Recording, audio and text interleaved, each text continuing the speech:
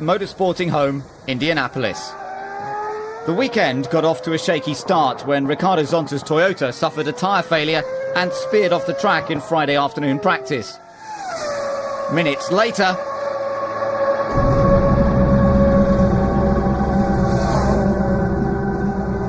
teammate Ralf Schumacher slammed into the wall at turn 13 due to another left-hand rear tyre failure. The incident was almost identical to the one he had last year that kept him out for 6 races. Unbelievably, he walked away from the wreckage unharmed, which is more than can be said for his car. It looked as though the incidents were not due to driver error. There had been an unexplained drop in pressure on the Michelin tyres. Could they withstand the pressure, particularly through the recently resurfaced famous banked oval, the fastest part of the track?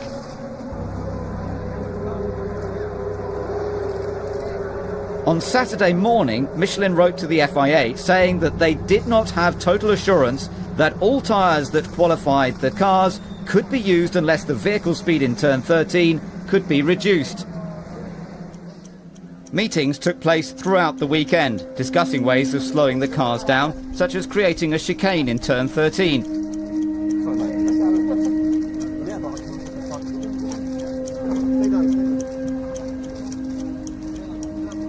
Hi gents, are you driving this afternoon?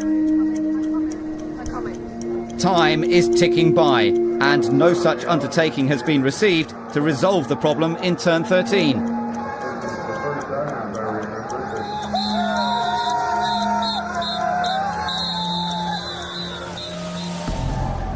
At 12:35, the 6 Bridgestone runners make their way onto the grid as normal, while the dialogue continues. For your information, Peter just called me at the moment discussions are still going on and none of the Michelin teams will leave to the grid until there is a final decision. 12:39 and they remain in the garage. Will they race under speed restrictions? A chicane? Eventually, the Michelin runners make their way onto the grid.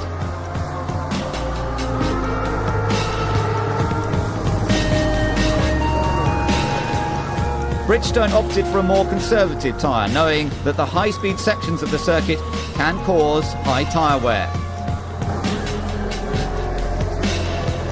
With less than 20 minutes to the formation lap, at least they've made it.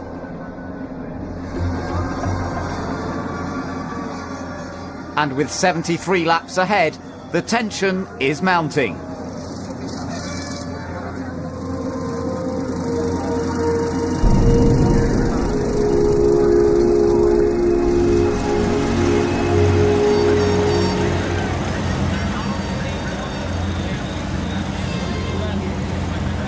The drivers are always geared up for racing.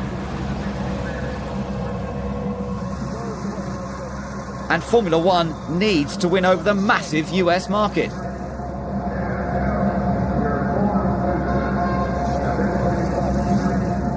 "12:56, and it looks like the decision has been made.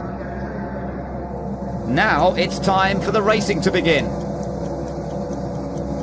Toyota's first pole position comes courtesy of Trulli. With Raikkonen next to him, there could be quite an interesting outcome.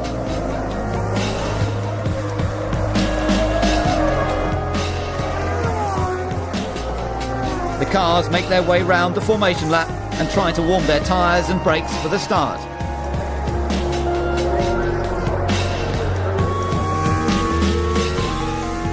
But no, Schumacher continues round, but Alonso's taken to the pit lane. All the Michelin runners are going back to their garages.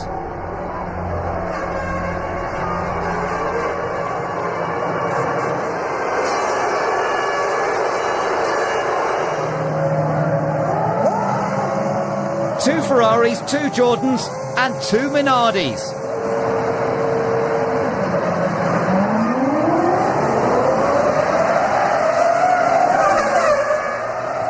Barrichello makes a move on his teammate, while Albers is up to 4th behind Montero.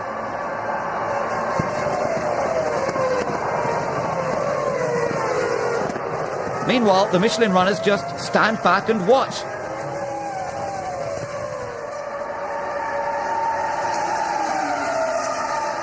It's a disappointing conclusion. Regrettably, the Michelin teams could not participate in the race. We've got to look at the safety of our drivers. I believe that the Michelin teams offered a whole variety of compromises, including handicapping themselves to help this race take place, providing there was a chicane in place. Montero pits. The Jordan mechanics don't miss a stroke, and he's looking good for a podium finish.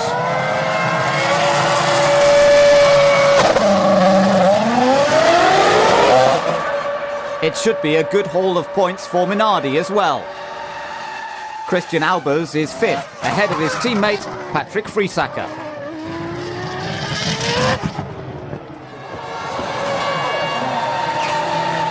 Michael is leading the race, but Ross Brawn still keeps a watchful eye on proceedings.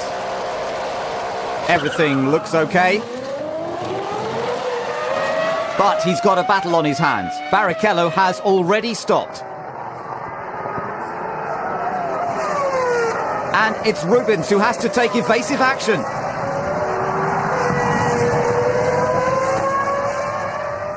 Tomorrow's headlines will be bad enough without the Ferraris taking each other out.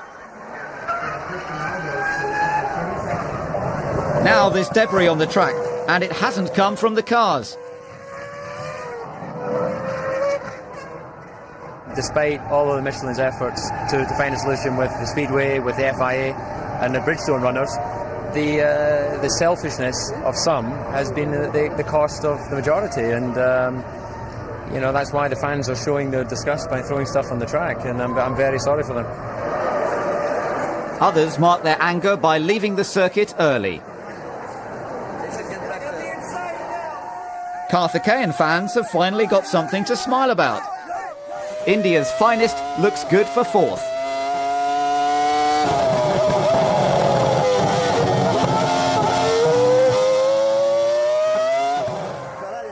Flavio livens things up and makes an early prediction for the result. My show showed me first, Barrichello said. You want to bet? Ferrari live up to expectations as Michael Schumacher leads Barrichello to the checkered flag.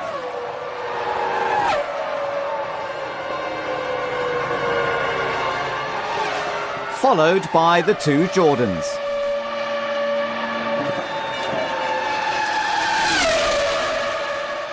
Flavio may have predicted the result, but the smart money was on this man.